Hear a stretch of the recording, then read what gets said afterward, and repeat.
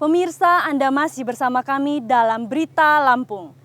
Bagi Anda yang baru bergabung, berikut Berita Lampung pilihan hari ini.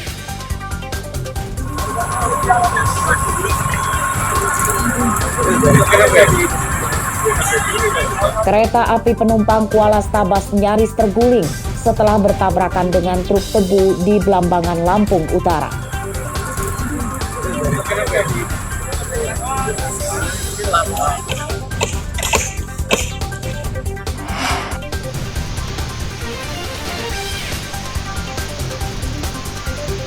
Kawanan penjamret tas perempuan pengendara motor babak belur dihakimi massa di Gisting, Tanggamus.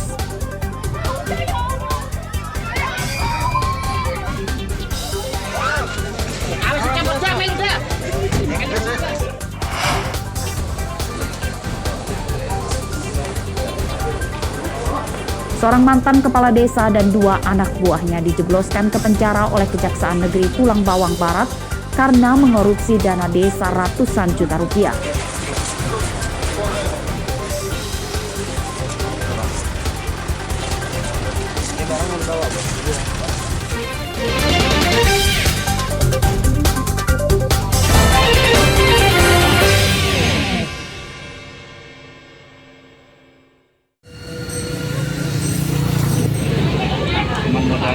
Kantor Samsat Lampung Utara mengalami kekosongan belangko surat tanda nomor kendaraan atau STNK. Kejadian ini telah berlangsung sejak 2 pekan lalu. Warga yang mengurus STNK baru dan pembeli kendaraan baru terhambat.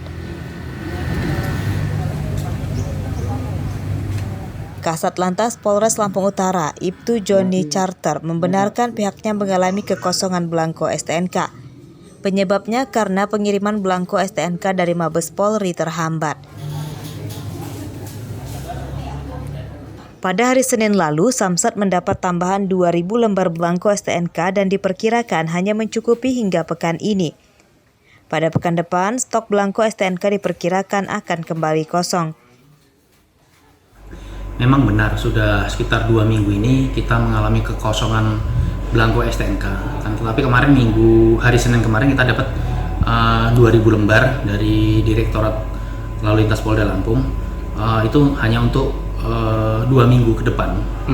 Sebelumnya kita mempunyai ini nggak permohonan yang pending?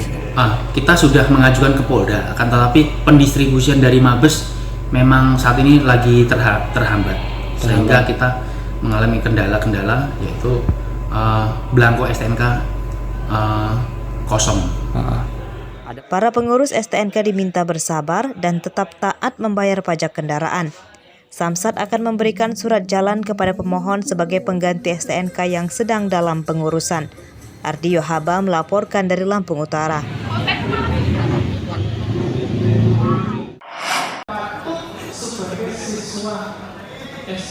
Peminat siswa masuk sekolah menengah kejuruan atau SMK di Lampung tahun ini menurun. Lebih dari 3.000 kursi atau kuota PPDB SMK negeri di Lampung tidak terisi. Ketua Musyawarah Kerja Kepala Sekolah atau MKKS SMK Lampung, Edi Harjito, pada Selasa siang mengatakan penyebab minimnya siswa baru SMK tahun ini karena beberapa jurusan favorit penuh pendaftar. Mereka yang tidak masuk ke jurusan favorit akhirnya memilih mendaftar ke SMA. Dari 110 SMK negeri di Lampung, tahun ini hanya menerima sekitar 24.000 siswa. Meski kekurangan siswa baru, namun pihak SMK negeri dilarang membuka pendaftaran gelombang kedua. Ini supaya SMK dan SMA swasta juga mendapatkan murid baru. Yang telah membimbing kita semuanya sehingga PPDB SMK berjalan lancar. Meskipun memang kuota SMK negeri di Lampung ini kurang sekitar 3.000 sekian. Di Banten Lampung kurang sekitar 400. Tapi kita tidak boleh membuka gelombang kedua, tidak boleh. Biarkan kosong. Kemudian teman-teman swasta kan juga harus hidup ini, harus dapat siswa baru. Kita tidak boleh, ya, tidak boleh kita semena-mena hanya ngurusin negeri, biarkan kosong. Teman-teman swasta harus hidup. Pelaksanaan PPDB tingkat SMK di Lampung berjalan lancar tanpa menimbulkan polemik, seperti masalah zonasi dan jual beli kursi. Pada Selasa siang, para siswa baru SMK masih menjalani masa pengenalan lingkungan sekolah atau MPLS. Arsadi Saputra melaporkan dari Bandar Lampung.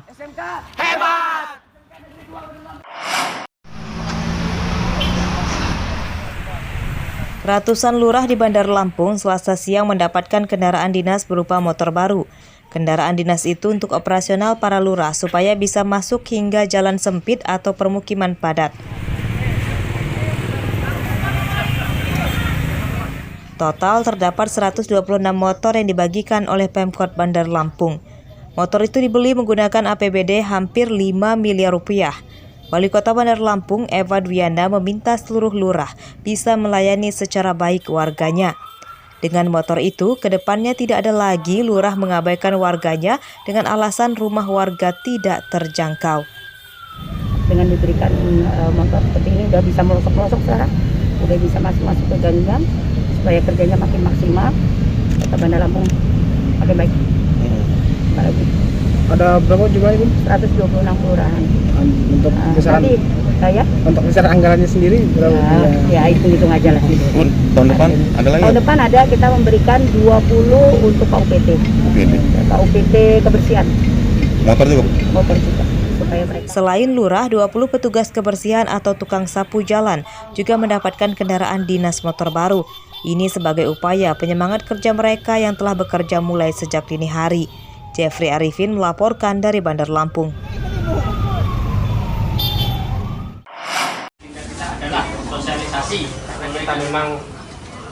Puluhan anggota PPK dan Panwascam di Tulang Bawang menggelar kegiatan gerebek pasar pada Selasa siang.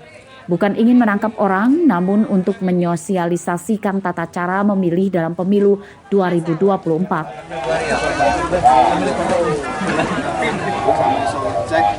Salah satu yang didatangi Pasar Gedung Rejo Sakti, Kecamatan Penawar Aji.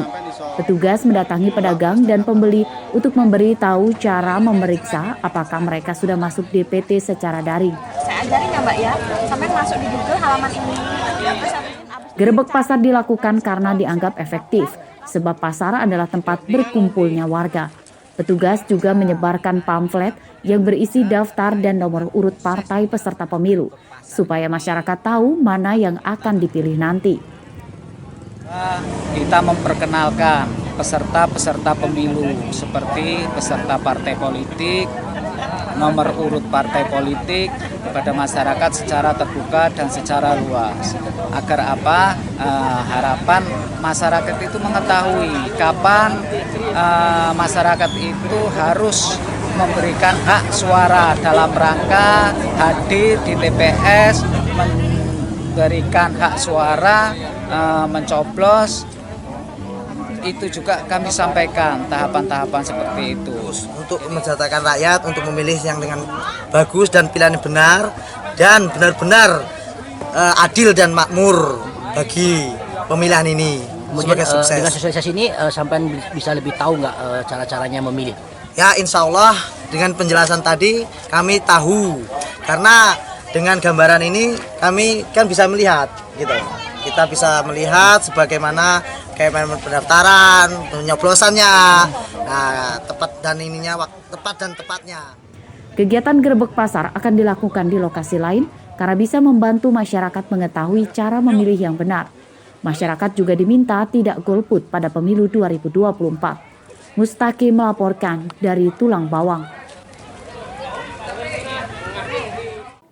Pemirsa, informasi tadi sekaligus menutup perjumpaan kita pada pagi hari ini. Saya Iin Hermayani beserta seluruh kru yang bertugas berterima kasih. Selamat beraktivitas kembali. Sampai jumpa.